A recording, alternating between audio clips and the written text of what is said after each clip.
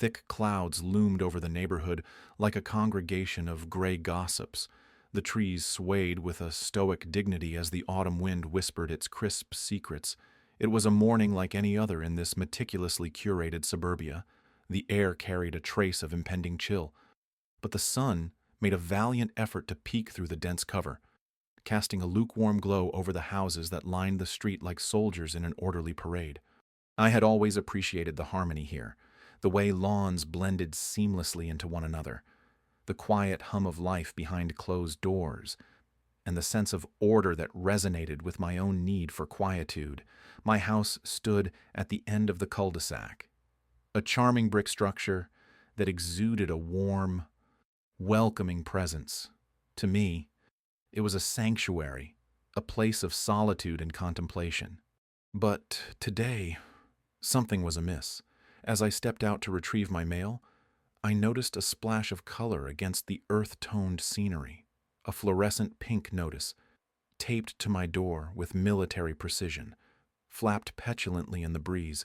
It was from the Homeowners Association, with Karen's signature scrawled at the bottom in overly assertive loops. It seemed our resident tyrant had found a new crusade. Karen was the president of the HOA, a title she wore with the kind of authority that made emperors look meek. Her eyes, sharp as a hawk's, missed nothing.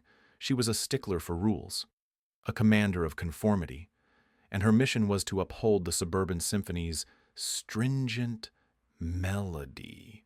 Although I had lived here for some time, I had always flown under her radar, a ghost in her meticulously controlled machine, until now.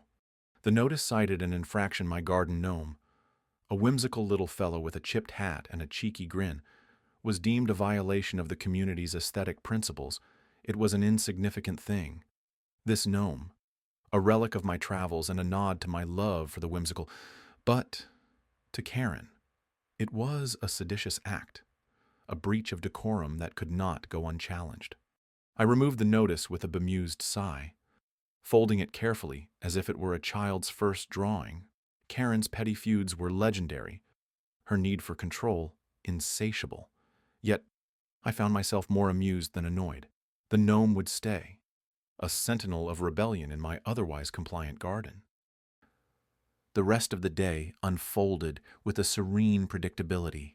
I trimmed the hedges, their fragrance a soothing balm, and listened to the soft chatter of birds sharing their secrets with the wind. My neighbor nodded a greeting as he walked his dog, and the world continued to spin, oblivious to the micro-drama brewing in our midst. The irony of the situation danced at the edge of my thoughts. Karen, with her unwavering sense of authority, had no inkling of my role in her world. To her, I was merely another homeowner, another cog in the wheel. She had no idea that I was the silent architect of her reality, the landlord she had never met, yet whose existence loomed over her reign. As evening fell, draping its velvet cloak over the neighborhood, I watched the lights flicker on one by one. Shadows stretched and yawned as the street settled into its customary quiet. I sipped my tea, savoring the warmth that spread through me, and considered the coming days. Karen's notice was only the opening salvo. I had no doubt there would be more to come. But for now, I reveled in the knowledge that the game had begun, hidden behind the veil of normalcy. I was the unseen player in a dance of power and influence, and in this dance, it seemed, Karen had misjudged her partner. The morning sun filtered through my blinds, painting stripes of light across the room. It was a new day, but the stakes were the same. Karen's latest salvo had arrived in the form of a notice, slipped quietly under my door, much like a thief in the night. Apparently, my choice of a soft pastel hue for my mailbox was a violation of the sacred HOA color palette. It seemed the war over community aesthetics had reached new heights. I couldn't help but chuckle at the pettiness. This was Karen's modus operandi, a relentless parade of ordinances and provisions, each more ludicrous than the last. She wielded the HOA rulebook like a weapon, slashing through any semblance of serenity in her quest for power. Her eyes always peeking from behind curtains, saw everything, or so she thought. As I walked through the neighborhood, her influence was palpable. Conversations halted like a needle scratching off a record when I approached. Eyes darted. Whispers followed. The gossip mill churned vigorously, fueled by Karen's tales of my supposed infractions. It was almost impressive, the way she spun stories from thin air. To her, I was a renegade, a rule breaker threatening the very fabric of our peaceful enclave. Irony, thick as molasses, dripped from her fabrications. Her campaign against me gained momentum. A notice for overgrown grass, a single blade out of line. A menace to society. Another for leaving my recycling bin out a moment too long. Each citation was a badge, a testament to her determination. Yet, where others saw a tyrant, I saw a pawn dancing on a board she didn't own. The neighborhood meetings became theatrical performances. Karen at the helm, her voice laced with authority, her gestures exaggerated and commanding. I watched, a silent observer. As she orchestrated her symphony of control, rules were tightened, absurdities enforced, a ban on certain garden gnomes for their unseemly demeanor, restrictions on the height of fence posts, ensuring the world remained uniform and orderly in her eyes. The community, ensnared in Karen's web, dared not oppose. Some nodded in agreement. Others remained eerily silent. Fear, after all, was a potent tool. But beneath my calm exterior, I held my cards close. The knowledge of my true position like an ace up my sleeve.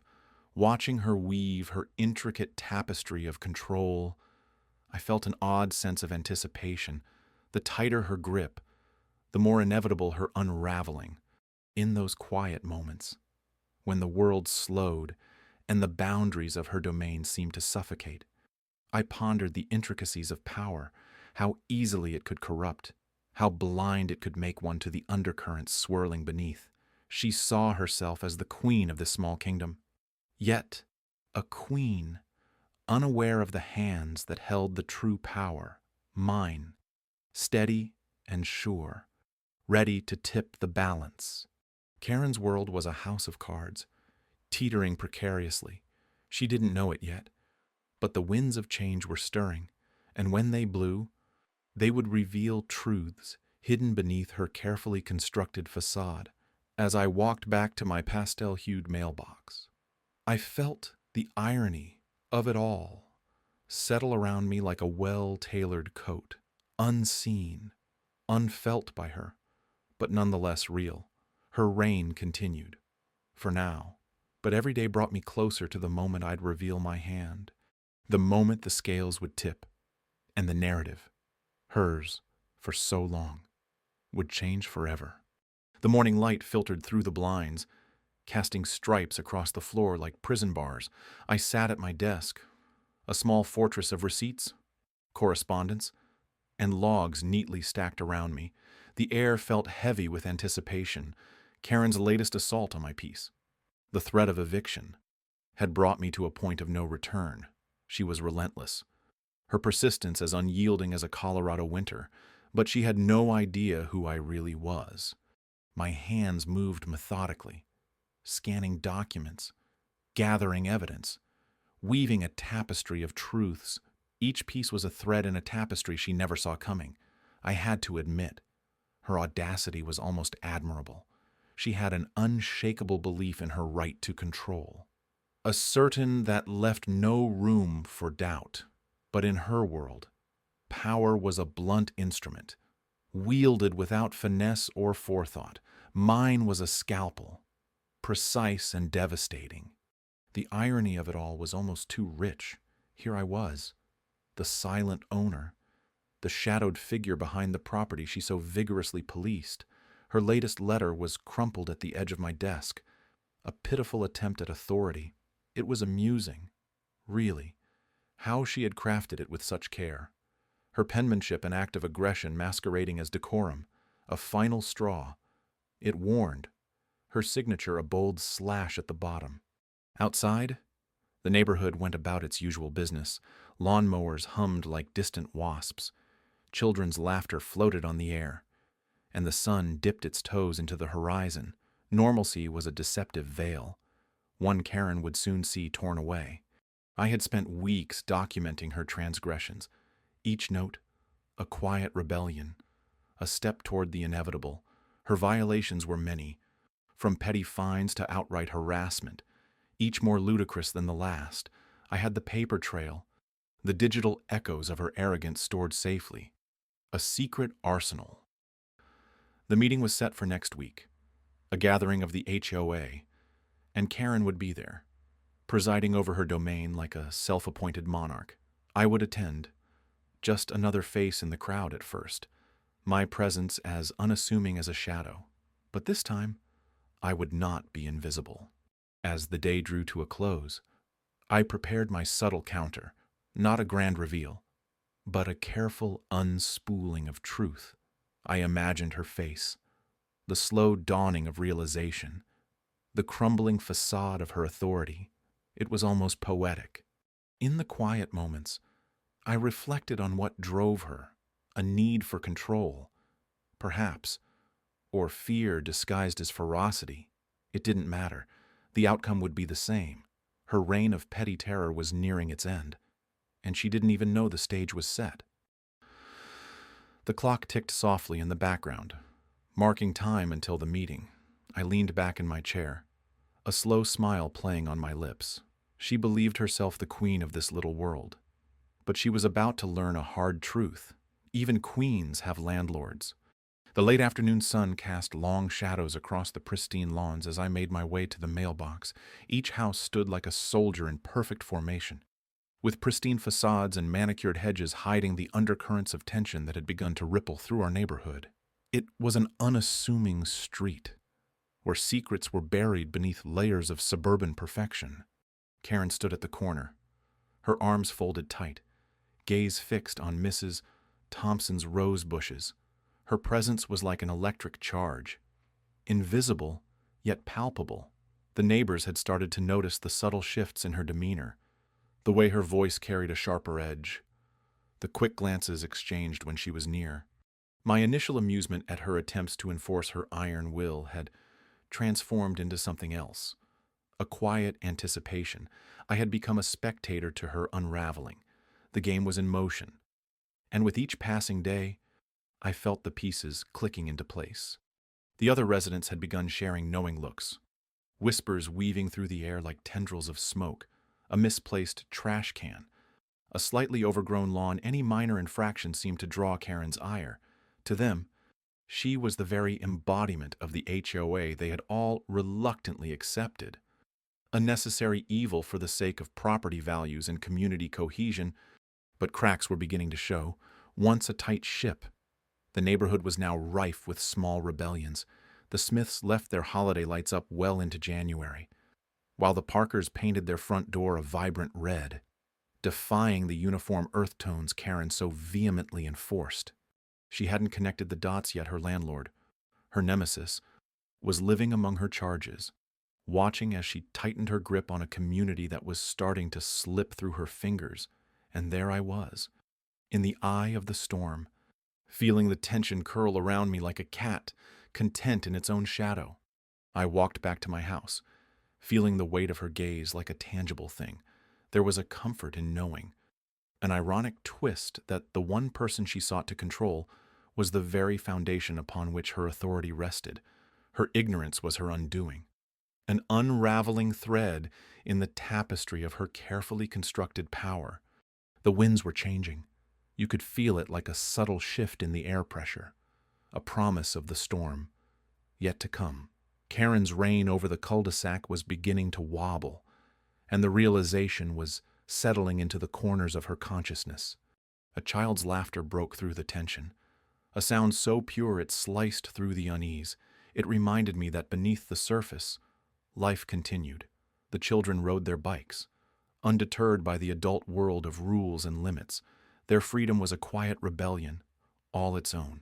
That evening, as I sat on my porch, the world seemed to hold its breath. My thoughts drifted to the irony of it all. Her authority was a facade.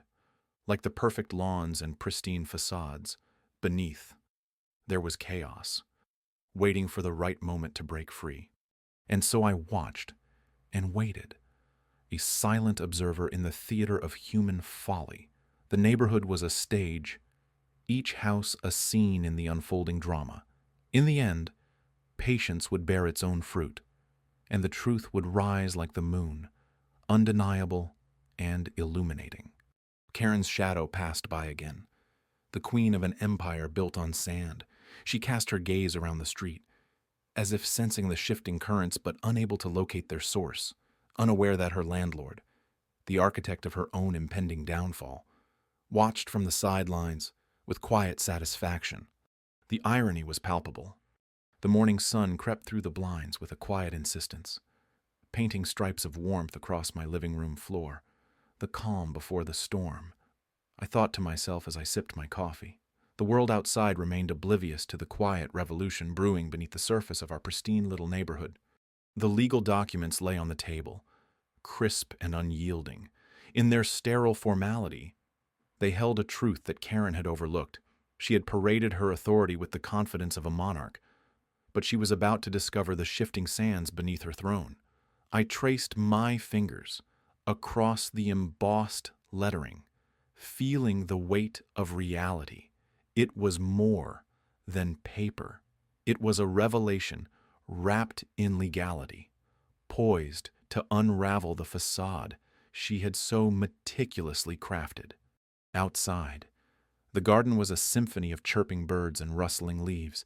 Nature's indifference to human drama was both comforting and humbling. A soft breeze carried the scent of blooming roses, a reminder of the delicate balance between beauty and thorns. How fitting! Considering the beauty of this neighborhood masked the thorns Karen wielded with such relish. I recalled the moments when her steely gaze had fallen upon me, eyes glinting with a mix of suspicion and disdain.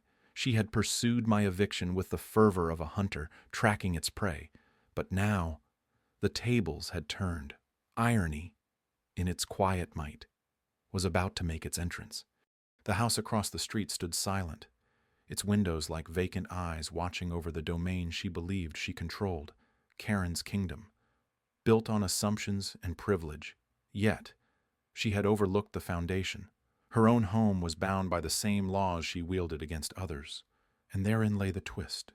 I reached for my phone, the device no more than a portal to justice. In a few taps, the wheels set in motion. Weeks ago, began to turn. My lawyer's voice was calm, reassuring, the kind of voice that was as much a weapon as any sword. A few carefully chosen words exchanged, and the plan crystallized into action. The day unfolded with the languid ease of a cat stretching in sunlight. Yet, beneath the surface, tension simmered. I imagined Karen going about her morning routine. Oblivious to the approaching storm, the moment of realization would be swift, a lightning bolt of understanding. Her authority, so carefully constructed, was about to crumble like sand castles at high tide. I set my cup down, the clink reverberating in the quiet room like the tolling of a distant bell. Anticipation hummed in the air, a tangible presence. It wouldn't be long now. Soon, she would open the letter that lay in her mailbox, innocuous at a glance, but potent in its contents. The irony would unfold, a masterstroke of fate. No need for confrontation, no grand declarations, just the silent unraveling of her assumptions. She would read the words and see the truth, that the landlord she had sought to challenge was not some faceless entity, but the quiet neighbor she had underestimated. My thoughts drifted, a mix of satisfaction and reflection. Sometimes, the most powerful moves are made in silence. The neighborhood would remain tranquil, its facade undisturbed, but beneath it all, a lesson would linger, one of humility, of seeing beyond the surface. The irony was exquisite. a rich tapestry woven with patience and quiet strength, a story that would never be shouted from rooftops, but would resonate in whispers, echoing through the halls of a community that had forgotten the power of the unseen. Phew. And as the sun continued its climb across the sky, I felt the weight of justice settle comfortably, like a warm mantle across my shoulders. The storm had passed, leaving in its wake the subtle, enduring peace of a battle won without a single word spoken. In the hushed aftermath of the board meeting, I walked through the neighborhood like a ghost wandering its own past. The evening air was crisp, yet forgiving, as if nature itself was inclined to offer a fresh start. The community was not unlike a quilt, each home a patch distinct in color and pattern, but sewn together with the thread of shared spaces and whispered rumors. Karen's house loomed at the end of the cul-de-sac, a symbol of her reign. It stood like an oversized mausoleum, filled with decrees and bylaws rather than warmth. The porch light flickered as though unsure if it should welcome or ward off. I paused, imagining her there, drawing curtains against the world she couldn't control. The events of the meeting played back in my mind, a montage of revelations. Her reaction to discovering my ownership was priceless, a silent film of disbelief and indignation. Every word, every accusation she'd hurled, now lay shattered at her feet, a mosaic of frustrations without a canvas. The irony was not lost on me, Karen, the self-appointed guardian of rules, dethroned by a clause she'd overlooked. As I passed the community park, a patch of greenery that once bore witness to her unsolicited critiques, I noticed laughter, the sound of children playing after dusk. The park had seen better days, but tonight it was alive, a reminder of what this neighborhood could be without the weight of her scrutiny. I stopped to observe, blending into the shadows, unseen but ever watchful. It was enough to simply witness the restoration of simple joys, a silent victory in itself. The board had agreed to strip her of her chairmanship, a unanimous decision wrapped in reluctant relief. Power had been her oxygen, and now the air was thin, irony, sweet and exacting, as she sat there, dethroned by the very democracy she twisted to her will. Her voice, once a constant hum, now resigned to whispers among the neighbors. I continued my walk, the streets reclaiming their peace one step at a time. Homeowners nodded as I passed, a gesture not just of recognition but of a newfound balance. There was no need for words. Understanding often thrived in silence. A garden hose lay coiled on a lawn. Glistening in the moonlight, a serpent pacified, no longer a threat. In the days that followed, the community found its rhythm again. Meetings were no longer battlegrounds but forums for genuine discussion. The newsletter, once a weapon of Karen's, became a tapestry of shared stories and announcements, penned by many voices. Her resignation from the board was a formality. She had become a relic of her own making. And what of Karen, the dethroned sovereign of our suburban kingdom? Her presence dwindled, a shadow that lingered at the edges.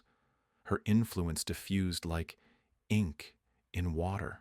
Occasionally, I would see her peering through her curtains, a spectator in the world she could no longer command.